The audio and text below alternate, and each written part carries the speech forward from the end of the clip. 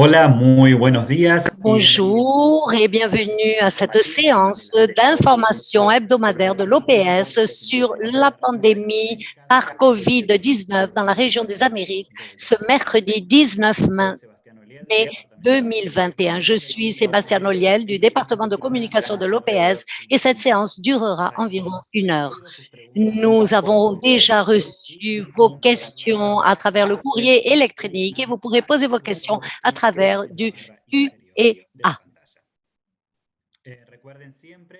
Rappelez-vous d'y inclure votre nom et vos médias pour poser vos questions. Nous avons l'interprétation simultanée vers le français, vers le portugais et vers l'espagnol et vers l'anglais.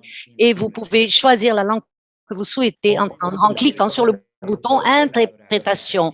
Aujourd'hui, la directrice de l'OPS, le docteur Carissa Etienne, vous parlera de l'évolution de la maladie dans la région et également de l'évolution des technologies et des médicaments, y compris les vaccins que possède la région des Amériques. Avec le docteur Etienne, nous avons aujourd'hui le docteur Jarbas Barbosa, directeur adjoint de l'OPS, le docteur Ciro Ugarte, directeur des urgences sanitaires à l'OPS, et le docteur Sylvain Aldigueri, directeur des incidents pour la COVID-19 à l'OPS. J'invite maintenant le docteur Carissa Etienne pour ses remarques initiales. Docteur Etienne, vous avez la parole. Merci Sébastien.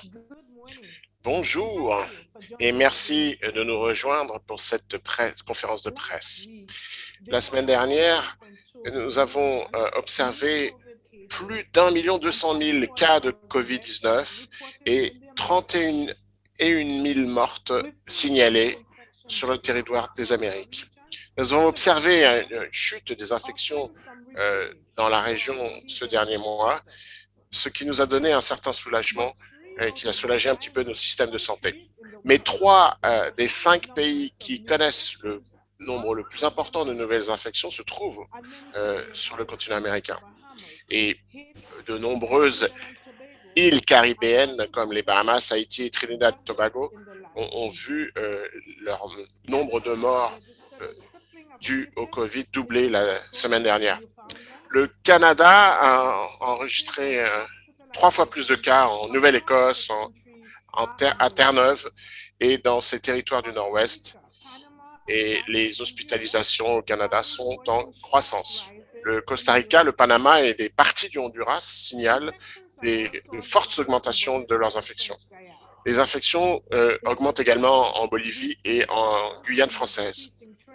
Au Brésil, nous observons une pause dans les réductions que nous avions observées ces dernières semaines.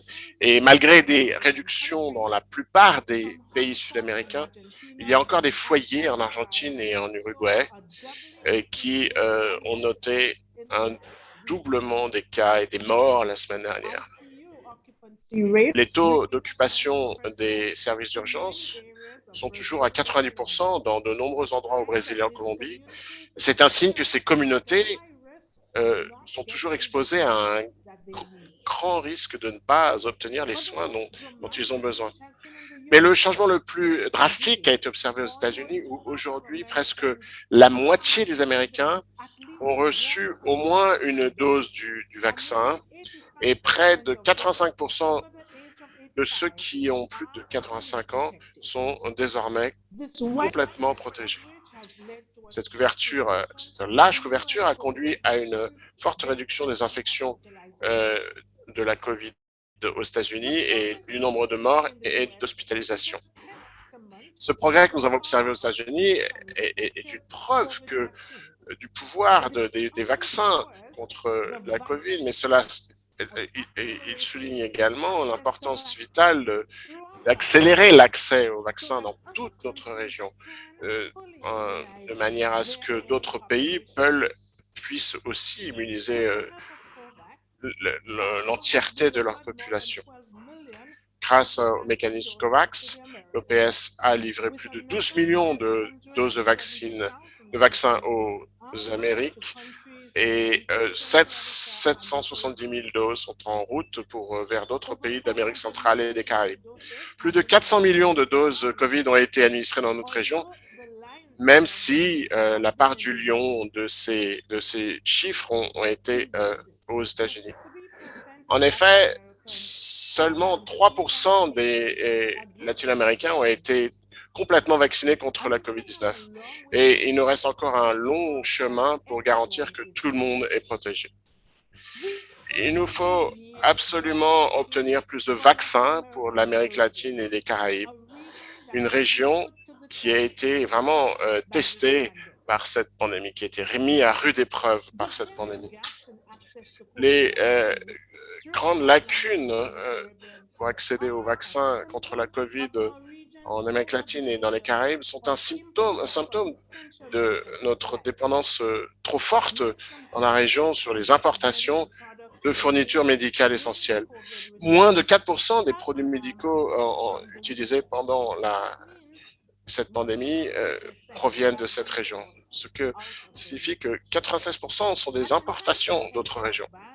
Et grâce aux interdictions d'exportation, les retards dans la chaîne d'approvisionnement et le manque de pouvoir d'achat, notre région a affronté des difficultés pour avoir accès aux équipements de protection personnelle, aux fournitures en oxygène, aux médicaments et aux vaccins.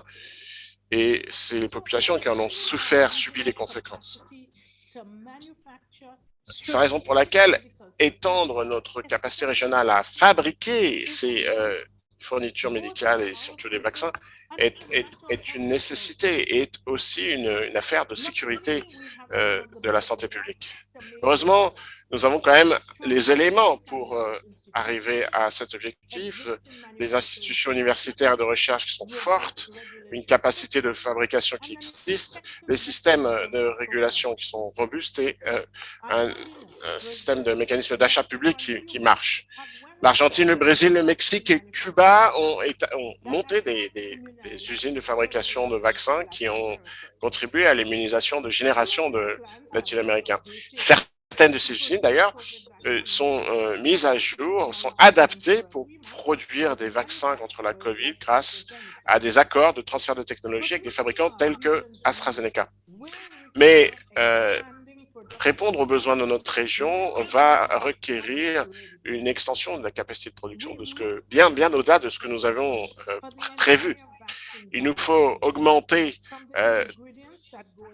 la production de toute la chaîne d'approvisionnement du vaccin, depuis les ingrédients qui entrent dans la composition des vaccins jusqu'aux flacons et aux seringues qui nous aident à les administrer sans faire de compromis sur la qualité.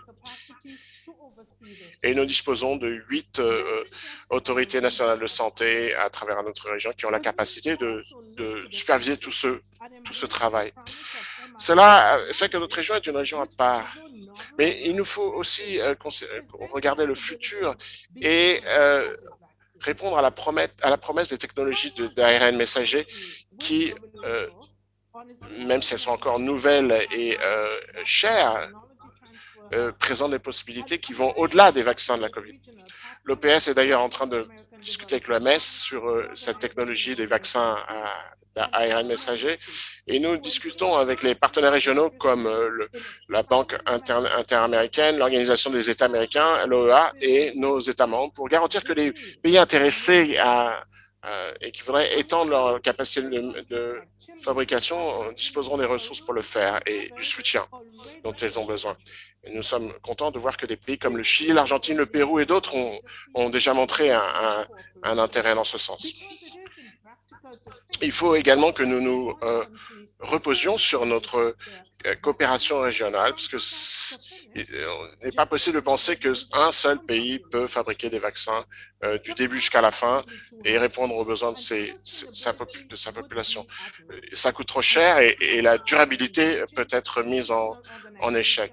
C'est la raison pour laquelle nous voulons mobiliser des organisations régionales, des mécanismes d'intégration sous-régionale et d'autres sur la politique, les sujets de réglementation, de recherche et de développement, afin de mobiliser les investissements dont nous avons besoin pour concrétiser ce système régional et avoir une capacité plus importante pour que cela devienne une réalité sur le continent américain.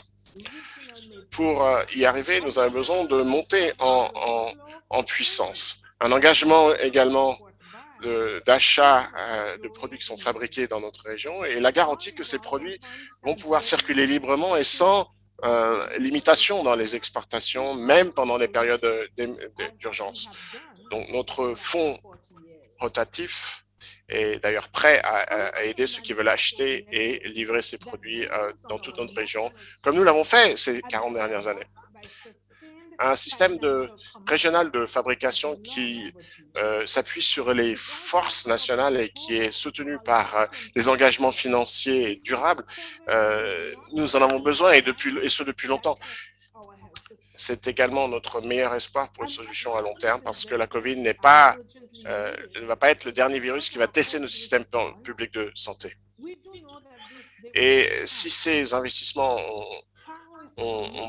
sont nécessaires pour répondre à la COVID, nous savons qu'ils vont prendre du temps à être mis en place. L'OPS s'est engagé dans la coordination de nos États membres et de nos partenaires pour faire progresser cette vision d'une plus grande autosuffisance dans la fabrication des vaccins et des produits médicaux sur le continent américain. Mais continuons à nous rappeler que cette pandémie n'est pas terminée et qu'il faut en faire plus pour prévenir les cas et sauver des vies. Jouons notre rôle. Merci beaucoup. Nous passons maintenant à vos questions. Rappelez-vous que vous pouvez poser vos questions à travers le bouton Q&A et y poser votre nom et les médias auxquels vous appartenez pour poser vos questions. La première question avec les vaccins nous vient d'Anthony Boal de Reuters et de Bennett Roach de Bahamas en anglais. Quel va être l'impact pour l'Amérique latine de l'interdiction d'exportation des vaccins d'Inde? Et Justin Brown demande aussi, est-ce que les Bahamas vont recevoir d'autres vaccins excepté AstraZeneca, comme Johnson & Johnson, Pfizer? Et il pose une autre question également, que va-t-il se passer si un pays rejette le vaccin d'AstraZeneca? Quand et comment vont-ils réussir à obtenir un autre vaccin à travers le mécanisme COVAX? Merci pour cette question. Je vais les prendre une par une. La première d'abord sur l'interdiction d'exportation de la part du gouvernement de l'Inde n'atteint pas seulement l'Amérique latine et les Caraïbes, mais le monde entier. Parce que l'Institut du Sérum d'Inde est un des plus grands producteurs du vaccin dans le monde. Cet institut s'est engagé 1 milliard de doses au mécanisme COVAX d'ici 2022 et de déployer le vaccin, mais ces 2 derniers mois, il n'a pas été autorisé à exporter des vaccins, ces doses qu'il avait promis de vendre au mécanisme COVAX. Donc cet institut avait signé un contrat avec le mécanisme COVAX. La situation est maintenant très différente parce que le gouvernement indien veut également avoir accès au vaccin pour pouvoir vacciner sa propre population. Comme cela a un impact énorme, nous avons des conversations à très haut niveau qui ont lieu avec le directeur général de l'OMS, avec le secrétariat de Gavi, avec le gouvernement indien pour essayer d'arriver à un accord pour que le gouvernement indien permette qu'une partie des vaccins produits par l'Institut du Sérum d'Inde puissent être exportés. Jusqu'à présent, nous n'avons pas de résultats concrets de ces conversations. L'impact est énorme parce que une fois ces vaccins vont être déployés en mai et en juin, les pays de la région, les vaccins qui ont été déployés à travers le mécanisme doivent être partagés. Donc, chaque pays en juin va voir le nombre de doses qui lui parviennent réduit. Deuxièmement, si un pays refuse de recevoir le vaccin AstraZeneca, nous ne savons pas quand nous disposerons d'un nouvel vaccin qui atteindra l'Amérique latine et les Caraïbes. Laissez-moi vous expliquer pourquoi. En mai et en juin, nous allons recevoir un nouvel vaccin de la part de Pfizer qui va être livré à 11 pays de la région, non, 7 pays dans la région qui Pfizer. D'autres n'ont pas confiance en ce pays, mais les pays qui ont accepté de recevoir ce vaccin de Pfizer commenceront à recevoir les premières livraisons à la fin mai, début juin. Après des négociations très dures avec Johnson Johnson et de Johnson, l'UNICEF et l'OPS sont arrivés à un accord hier. Probablement, l'UNICEF et le fonds rotatif de l'OPS vont signer le contrat avec Johnson cette semaine. Mais Johnson ne commencera à déployer ces vaccins au mécanisme COVAX qu'au second semestre. Donc, notre recommandation, vu que les pays doivent accepter les doses qu'on leur propose,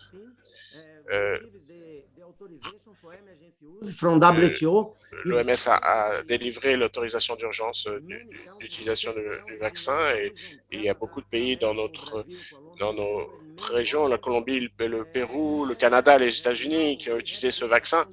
Nous avons déjà des données de la part des agences de santé publique qui montrent que le vaccin AstraZeneca obtient des résultats excellents et il est efficace même après une seule dose. Par conséquent, le comité de sécurité du vaccin qui se réunit toutes les semaines pour analyser les données, les dernières données, et sur le vaccin AstraZeneca, il a été très clair, les bénéfices qu'il permet dépassent de beaucoup les très peu nombreux épisodes de thromboembolie. Donc, il faut que les vaccins promis au pays leur soient acheminés parce qu'ils sauvent des vies. Nous sommes en négociation permanente avec les producteurs et quand nous avons le jour, le vol et le chiffre, le nombre de doses qui vont être livrées, nous en informons le pays, mais il y a encore beaucoup d'incertitudes. Nous suivons les actualités dans le monde entier. Il y a beaucoup d'incertitudes, interdiction d'exportation, problèmes techniques. Donc, nous conseillons que les pays acceptent les doses accessibles afin de sauver des vies. Merci. Merci, docteur. Les prochaines questions sont liées aux variants et nous viennent de Juan Manuel Nievas, d'Argentine, de Chinchua, de l'Agence de Nations, de Romero, de Confidencial au Nicaragua et de Nidia Lopez au Nicaragua. Juan Manuel nous demande quelle est l'influence du variant brésilien dans la région, dans combien de pays a-t-il été détecté et quelles sont ses caractéristiques concernant la transmissibilité, quels sont les instruments que l'OPS recommande au pays pour atténuer sa propagation. Et du Nicaragua, on nous demande qu'est-ce que nous savons au sujet de la surveillance génomique pour identifier les variants au Nicaragua et quels sont les résultats obtenus à travers le dépistage. Merci Sébastien, merci aux deux journalistes qui nous ont posé ces questions. Le variant P1 qui a été identifié au début au Brésil, à la fin décembre 2020, a été officiellement signalé il y a quelques jours dans 22 pays et territoires des Amériques, y compris des pays d'Amérique du Nord. Bien que ce variant soit prédominant au Brésil, cette détection a été sporadique dans la plupart des pays, mais avec une transmission communautaire, surtout au Chili, au Pérou et en Argentine. Bien il a été démontré que ce variant P1 a une capacité plus sévère de transmission. Il n'y a pas d'évidence pour dire que ce virus est plus agressif ou mortel. Néanmoins, il est important de tenir compte du fait que si la propagation et l'infection et par conséquent le nombre d'individus infectés, si ceci augmente, la possibilité qu'apparaissent des cas sévères augmente également, indépendamment du genre ou du type de variant qui soit en train de circuler. Toutes les mesures de contrôle mises en place, y compris l'utilisation du masque, la distanciation physique et maintenant la vaccination, continuent à être efficaces et par conséquent doivent continuer à être appliquées pour pouvoir freiner la transmission et conserver des mesures de santé publique qui soient strictes et une surveillance stricte. Concernant la question qui nous vient de notre collègue du Nicaragua, avec 25 autres pays des Amériques, a reçu récemment des réactifs pour faire un dépistage moléculaire PCR des 3 variants qui nous préoccupent le plus et qui sont le plus distribués à un niveau mondial. Le variant détecté au Royaume-Uni, puis le variant détecté en Afrique du Sud et celle dont nous venons de parler qui a été détectée au début au Brésil. Ces réactifs pour le dépistage permettront de sélectionner d'une manière efficace les meilleurs échantillons pour pouvoir obtenir une séquenciation. Et grâce au réseau de surveillance génomique organisé par l'OMS, tout le pays qui demande ceci aura l'accès aux 6 laboratoires de référence pour le séquencement. Et ainsi, nous espérons pouvoir augmenter les informations et le suivi strict des tendances et pouvoir nourrir les bases de données. J'espère avoir répondu aux questions de nos 2 collègues. Merci. Merci, docteur. Et puis, la question suivante qui sont liées au Venezuela. Plusieurs Nicole Sacco, Gabriel Agint, Nitolianzos et Barros de Radio FI Alegrías et Maria du Venezuela nous demande si l'OPS a un bilan concernant la quantité de vaccins qui ont été appliqués au Venezuela, combien de personnels soignants ont-ils été vaccinés et nous demande également si le paiement au mécanisme COVAX a-t-il été complété par le Venezuela. Merci pour ces questions.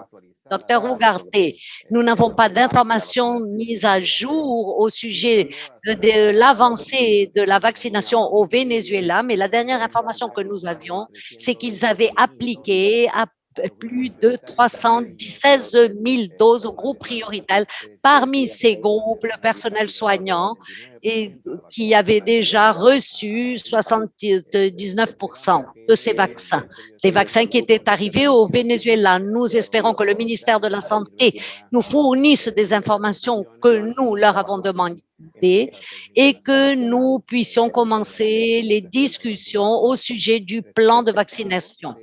Concernant les paiements, ils nous ont déjà fait des virements d'environ 501 millions de dollars au mécanisme COVAX et il manque environ 18 millions de dollars à payer. C'est une nouvelle positive et nous espérons que les premiers vaccins de COVAX, s'il n'y a plus de retard, arriveront au mois de juillet. Les vaccins disponibles sont les vaccins qui, à travers le mécanisme COVAX, soient disponibles et puissent informer le Venezuela des dates, etc.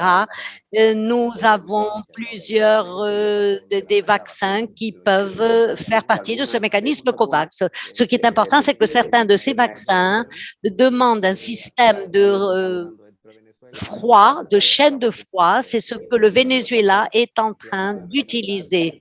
Je voudrais souligner que ce travail conjoint de toutes les parties, des groupes techniques, etc., doit continuer et demande qu'il y ait des informations qui soient transparentes à temps et la contribution avec des ressources supplémentaires qui sont en train d'être administrées à travers plusieurs voies, non seulement pour le paiement complet des vaccins et pour l'achat de vaccins supplémentaires, mais également pour la mise en œuvre de la vaccination au Venezuela, qui est une priorité pour notre organisation et pour la population du Venezuela. Merci, docteur. La question suivante, nous avons plusieurs consultations au sujet du Haïti. Charles de Miami Hertz, Salamarch de Reuters et Anthony Waldens de Reuters en anglais. La question de Jacqueline Charles, les hospitalisations, les infections par la COVID sont en augmentation en Haïti. Est-ce que vous pouvez expliquer si Haïti a interdit l'usage du vaccin AstraZeneca et n'a toujours pas autorisé aucun vaccin contre la COVID-19 ou pourquoi ils n'ont pas encore reçu de vaccin et quel est le statut de la première livraison de vaccins qu'ils devaient recevoir d'ici la fin du mois. Et Anthony demande en anglais, est-ce que c'est le dernier pays en Amérique latine et dans les Caraïbes qui n'a pas encore administré de vaccin contre la COVID? Et Sarah March demande si est-ce que Haïti a un délai au bout duquel il devrait avoir rempli les exigences pour recevoir son lot de vaccins et s'il ne respecte pas ce délai, qu'est-ce qui va se passer? Merci beaucoup pour cette question. Il est compréhensible que les inquiétudes vis-à-vis d'Haïti, Haïti est un des pays prioritaires. Notre bureau pays travaille tous les jours avec le ministre haïtien de la Santé pour que ce pays puisse mieux répondre à la pandémie. Hier, de très bonnes nouvelles de la part du président haïtien qui nous a informé que le pays acceptera le vaccin AstraZeneca. La semaine dernière, ils en discutaient encore s'ils devaient accepter ce vaccin AstraZeneca. Mais oui, hier, nous avons reçu la confirmation de la part du ministère de la Santé. Ils vont envoyer une lettre à Gavi confirmant qu'ils accepteront ce vaccin. 100 300 doses vont être.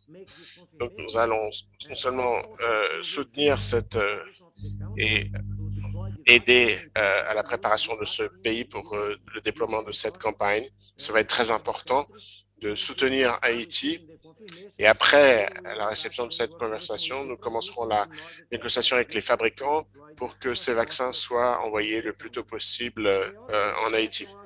L'autre question se référait elle voulait savoir si c'était le seul pays qui n'utilisait pas de vaccin. Non, Cuba utilise un vaccin, mais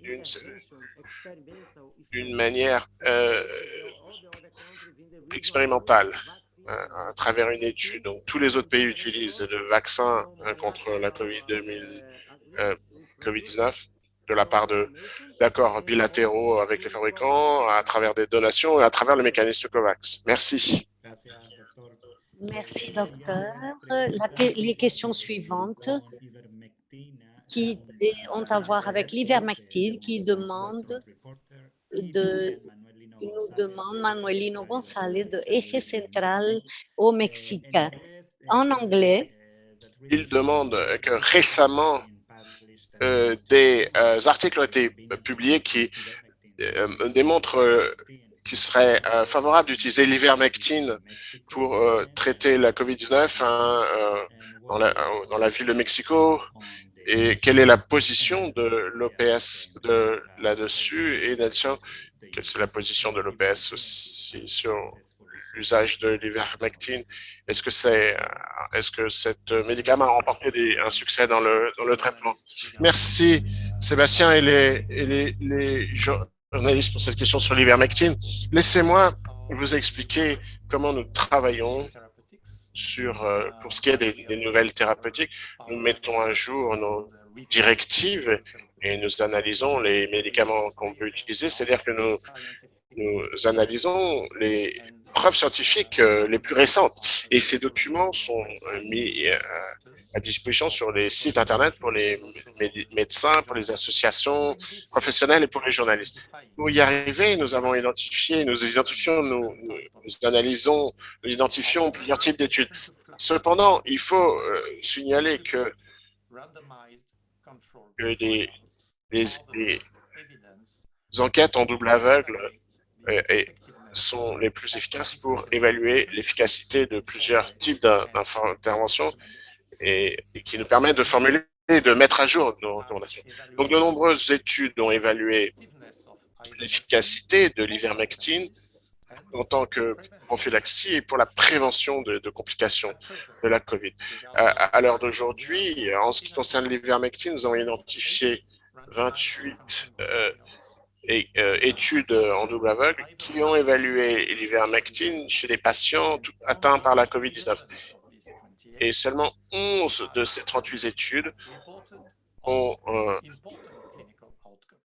signalé des résultats cliniques importants. De nombreuses de ces études ne sont pas concluantes, n'ont pas observé des limitations méthodologiques importantes. Plusieurs enquêtes ont observé des résultats, ont soulevé des incertitudes quant aux résultats auprès des patients. Donc, 4 de ces études avec moins de limitations méthodologiques ont signalé des réductions non significatives dans la mortalité et une réduction non significative de la ventilation médicale, y compris l'intubation, et probablement cela ne permet pas, améliore pas la résolution au cours du temps. Donc,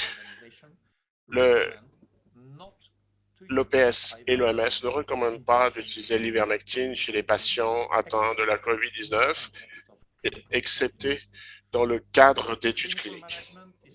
La gestion clinique se centre sur la fourniture d'accès à des médicaments et les interventions médicales et qui permettent de sauver des vies au cours de la pandémie. Donc, j'espère avoir répondu aux inquiétudes des 2 journalistes. Merci.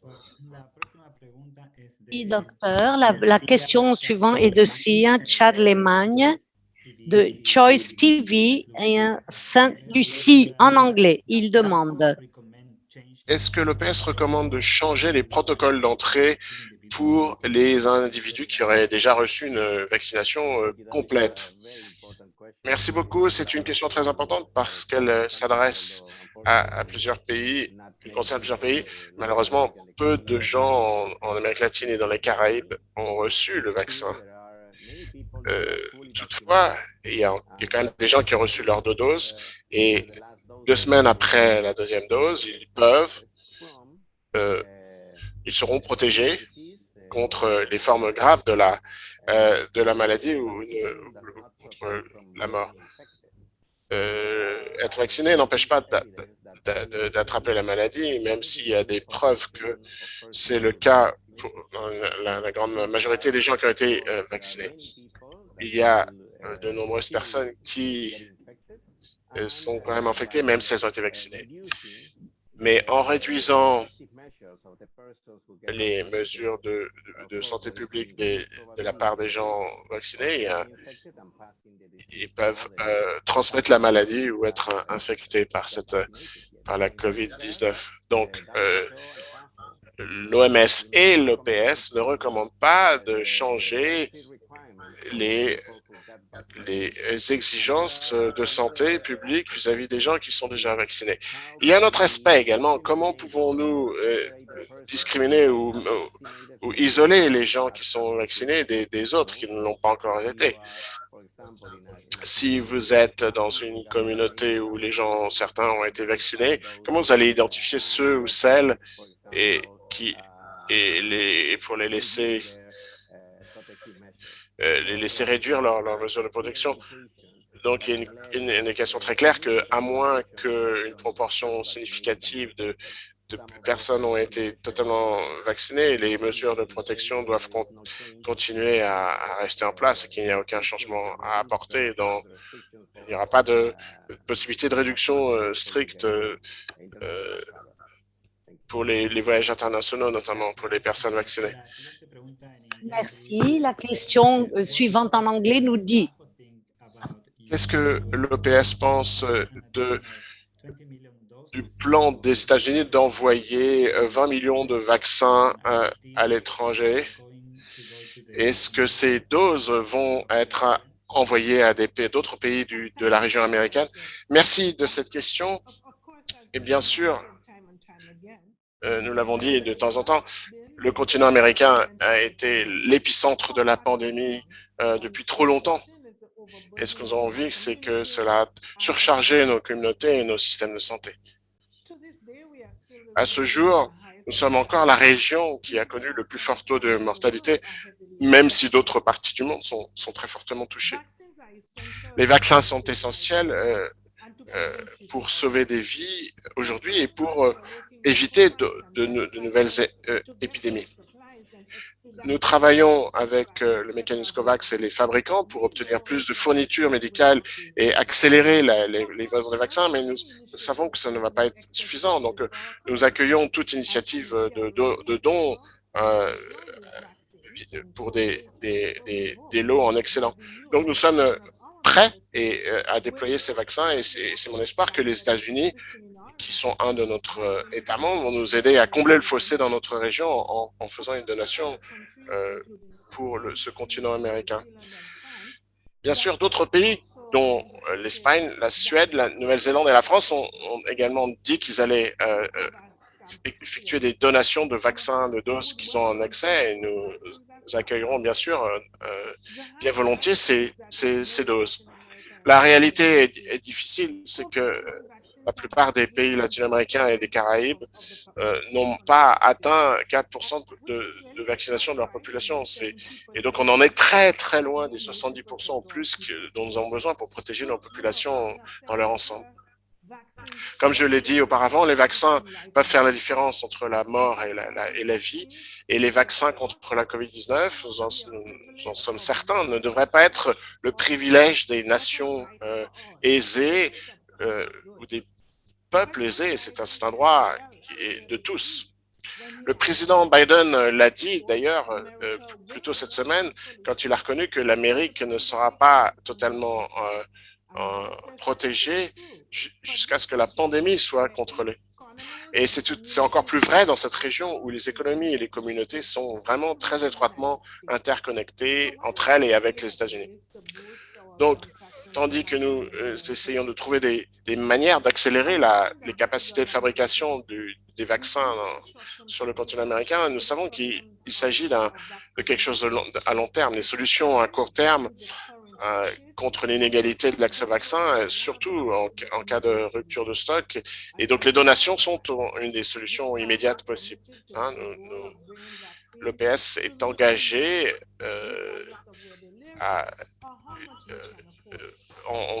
vous devez atteindre l'objectif de faire parvenir le vaccin à ceux qui en ont besoin, indépendamment de l'endroit où ces gens habitent ou s'ils peuvent le payer. Il nous faut trouver tous les moyens de faire tomber les barrières dans ce sens. Merci. La prochaine question est de la BBC nous dit que certains pays de la région ont commencé à changer les plans de vaccination et donc les résultats n'ont pas été encore publiés dans des revues scientifiques et l'utilisation d'urgence a été autorisée par les agences de régulation. Quelle est la position de l'OPS face à cette situation et également à quel moment l'OPS recommande que l'application de la vaccination, d'utilisation d'urgence, si les gouvernements ou les autorités de santé ne suivent pas les recommandations de l'OMS. Docteur Barbosa, merci pour cette question. Je commence par la fin de la question. La partie finale. Chaque gouvernement a une décision souveraine.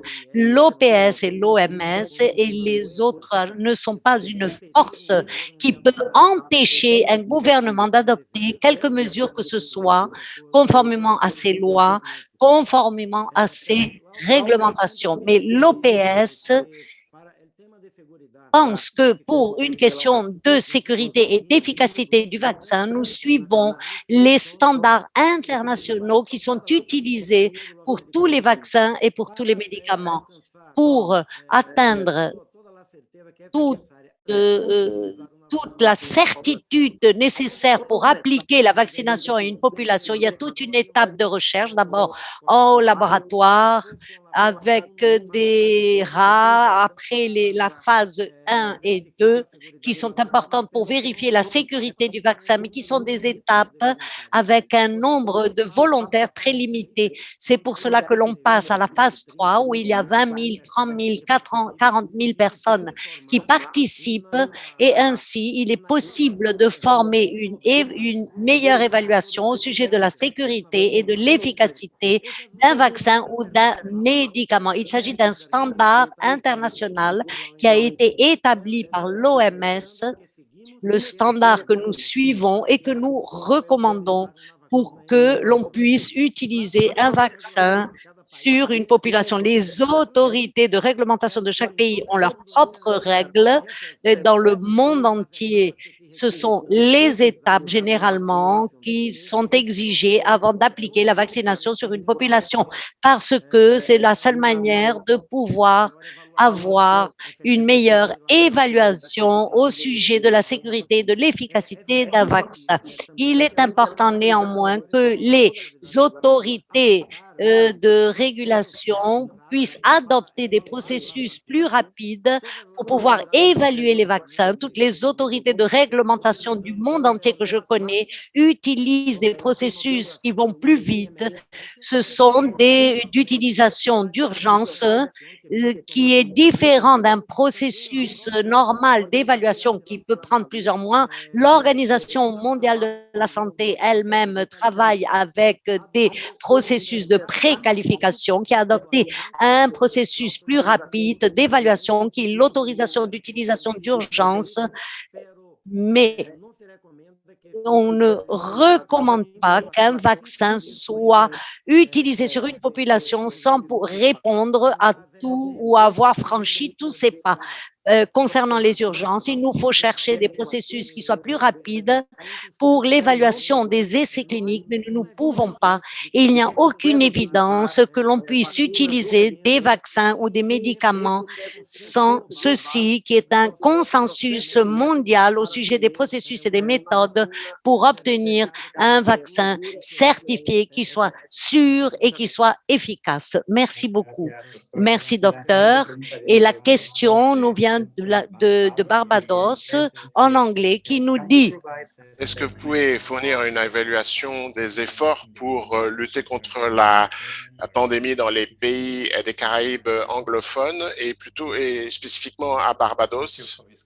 Merci pour cette question concernant les Caraïbes. Les Caraïbes est une mosaïque de pays, d'îles et de continents pour la transmission de la COVID-19 dans ce territoire. La situation unique des Caraïbes, c'est que son économie dépend du tourisme. C'est la raison pour laquelle, et donc des voyages internationaux. Donc ça, c'est l'aspect le plus complexe de la réponse à apporter dans la région des Caraïbes. Et dans la plupart, comme dans la plupart des régions américaines, il y a eu des premiers cas en fin 2020 et début 2021. Et donc, on a commencé par les pays dépendants du commerce et du et du bouclier guyanais et concernant aussi les pays du continent. Il faut souligner que les pays des Caraïbes en 2020 ont utilisé de façon très efficace les mesures de santé publique, y compris les interdictions de voyager, le confinement, pour réduire la courbe de la pandémie. Ils ont aussi lutté contre, ils ont fait une surveillance par les laboratoires. Tous les pays, tous les territoires ont mis en place leur propre test PCR. La plupart utilisent aussi également des tests antigénomiques comme c'était une partie de leur stratégie. En 2021, tous les pays de l'Est des Caraïbes, y compris les pays anglophones, ont commencé à déployer des activités de réponse à la pandémie. C'est un exemple, mais que tous les pays de la région devraient suivre. En ce qui concerne Barbados, ce pays a signalé hier auprès de la Fédération internationale 3 972, dont 47 morts, et a augmenté ses capacités de laboratoire utilisant à la fois des tests PCR et antigéniques.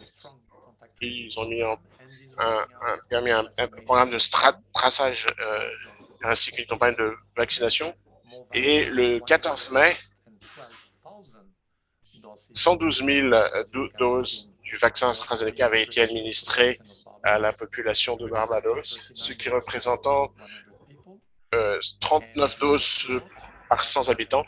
Et il faut noter que, de plus, 33 000 doses du vaccin AstraZeneca sont arrivées à Barbados le 11 mai grâce au mécanisme COVAX. Bon, pour conclure, dans cette mosaïque de situations, de modèles, de standards épidémiologiques, les pays caribéens et les îles Caraïbes, y compris les pays de l'Est des Caraïbes qui sont anglophones, ont connu et ont eu accès à tous les outils pour réduire la pandémie et sauver des vies. La combinaison de mesures de santé publique et de campagnes de vaccination proactives sont clés pour contrôler la transmission du SARS-CoV-2, le virus de la COVID-19. Cependant, il y a un problème important qui doit être, il faudrait s'occuper dans le court terme, y compris la résistance au vaccin et certains refus de la part de certaines personnes qui sont cas contact et qui ne veulent pas être testées. Donc, j'espère avoir répondu aux questions sur les pays anglophones et Caraïbes et également quant à la situation de Barbados. Merci. Merci, docteur. La question suivante nous vient de Eileen Romero, de Confidential au Nicaragua, qui nous demande s'il y a eu des avancées au sujet de la remise des vaccins au Nicaragua et si le Nicaragua a informé l'OPS combien de personnes ont déjà été vaccinées contre le COVID-19. Docteur Ugarte, merci pour cette question. Le Nicaragua nous avait informé et le dernier rapport que nous avons montre qu'ils avaient vacciné autour de 76 000 doses appliquées jusqu'à la semaine dernière. Jusqu'à cette date, l'on avait vacciné des populations âgées et des populations avec des comorbidités et que maintenant, ils allaient commencer à vacciner le personnel soignant. Nous n'avons pas d'informations précises au sujet du nombre de personnes ayant des comorbidités qui ont été vaccinées et nous espérons que ces informations soient partagées avec la population du Nicaragua. Le Nicaragua a reçu, comme vous le savez, la première remise de COVAX a été remise 175 000 doses au mois de mars à travers le mécanisme COVAX. Il n'y a pas eu d'autres livraisons supplémentaires et nous espérons que la semaine prochaine, le mécanisme COVAX puisse annoncer quand et combien de doses seront livrées au Nicaragua. Avec le travail en coordination avec le programme d'immunisation au Nicaragua et les réunions fréquentes qui ont lieu, nous essayons de soutenir cette immunisation, cette vaccination et nous espérons que les informations puissent se donner d'une manière adéquate pour que la population nicaraguayenne, surtout, et ceux de la première ligne, le personnel soignant, soient suffisamment couverts grâce aux vaccins disponibles. Merci, docteur. La question suivante nous vient de Zoraida Soto de Radio au Paraguay qui nous dit que le gouvernement paraguayen affirme avoir été l'un des premiers pays à négocier l'achat de vaccins par le biais du mécanisme COVAX. Selon la santé publique, 4 279 000 doses ont été acquises par ce mécanisme, transférant un total pendant l'année dernière, un total de 6 850 000 $. Mais à ce jour, le Paraguay n'a reçu que 170 400 doses en 2 envois. Mais à ce jour, pourquoi ce retard, même par rapport à la quantité de doses reçues par les pays voisins? Et surtout, quand recevrons-nous les doses déjà acquises? Docteur Barbosa. Merci de cette question. Tout d'abord, je voudrais éclaircir à nouveau comment se passe cette question au sein du mécanisme COVAX. Ce n'est pas une décision de l'OPS pour fournir tant de vaccins à un pays quelconque et tant à un autre pays. Non, les lettres ont été envoyées, les paiements ont été faits, qui est un des requis pour pouvoir garantir les doses. Le mécanisme COVAX qui travaille avec Gavi et l'Organisation de la santé a établi un comité indépendamment pour réaliser le processus de désignation des doses. Ceci a été fait d'une manière aléatoire.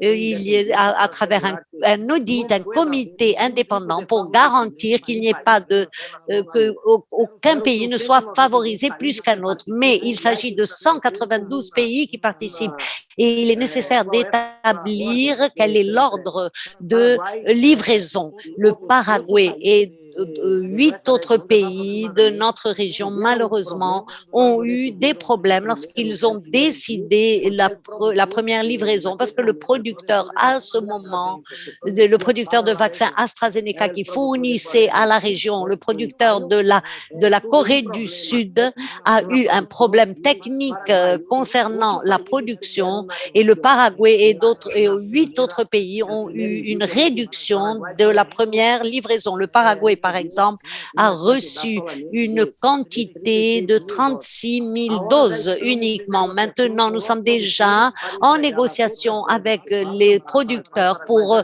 livrer les doses manquantes pour que le Paraguay a reçu notre livraison de 134 400 doses et nous sommes cette semaine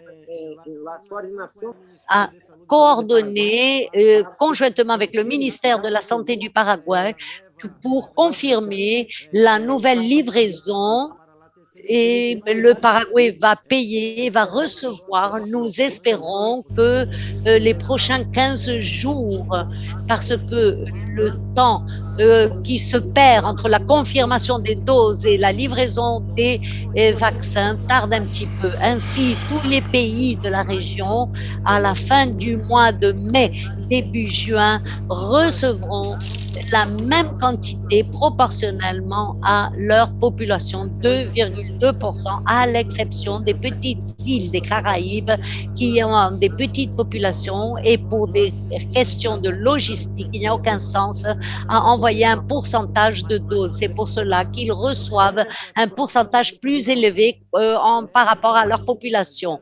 Nous sommes en train de nous occuper.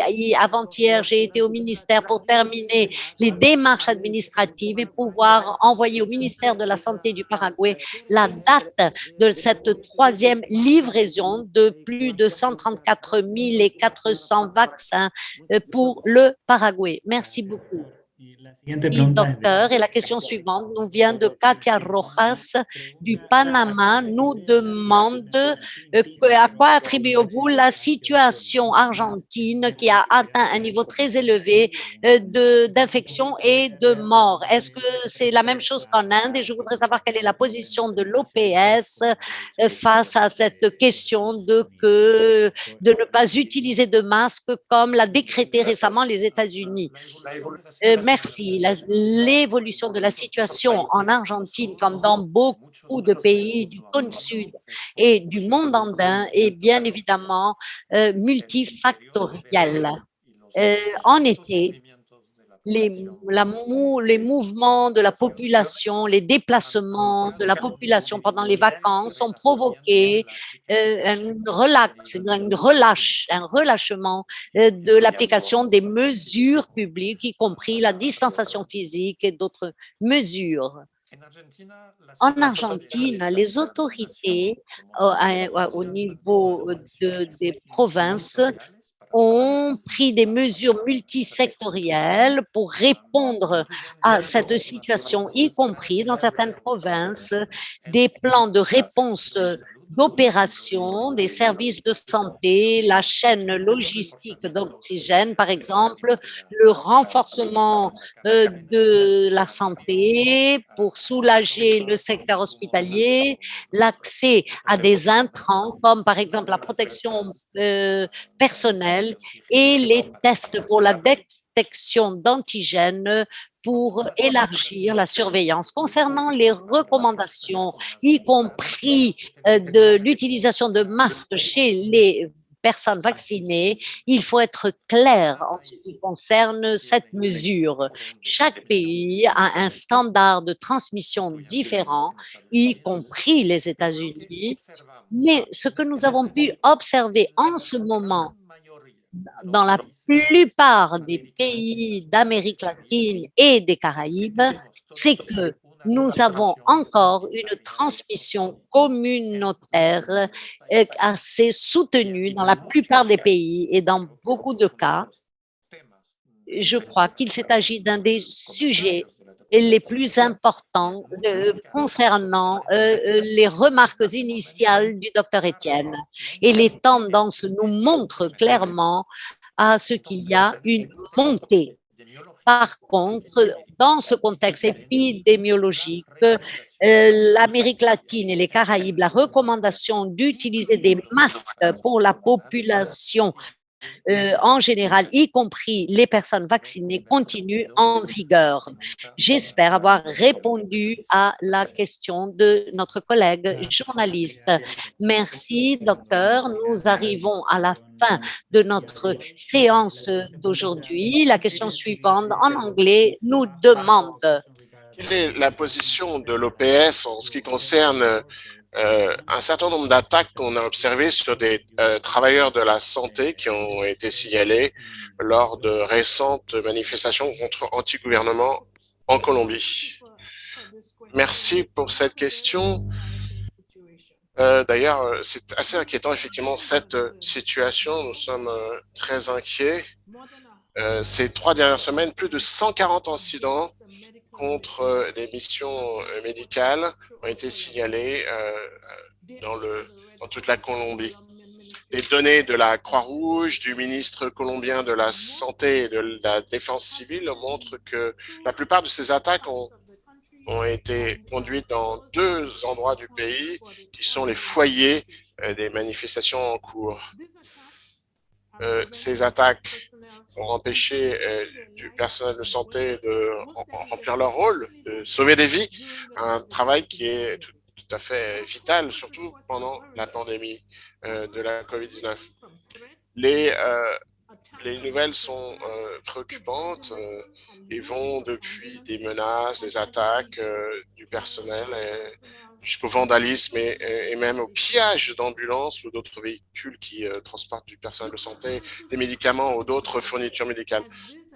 Les conséquences ne pouvaient pas plus être plus dramatiques qu'elles ne le sont, car ces attaques réduisent la disponibilité de médicaments qui sont déjà en quantité limitée et que les hôpitaux de Colombie sont déjà remplis de patients Covid et que les infections sont en augmentation. Chacune de ces attaques met en danger la santé et la vie de patients de la COVID-19 qui ont besoin d'aide de façon urgente et dépendent de ces médicaments et de ces fournitures pour leur guérison. Et pour les gens qui ont été aussi blessés lors de ces manifestations. Il est inacceptable qu'après plus d'un an de cette pandémie, nous soyons témoins de souffrances incroyables et que nous ne pourrons pas supporter plus de responsabilités et c'est pas possible que les professionnels de santé subissent des violences simplement parce qu'ils font leur travail. Cela doit s'arrêter.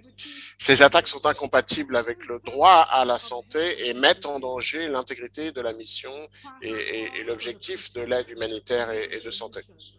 Les appels de l'OPS à la protection des missions médicales et de l'assistance humanitaire de toute forme d'agression.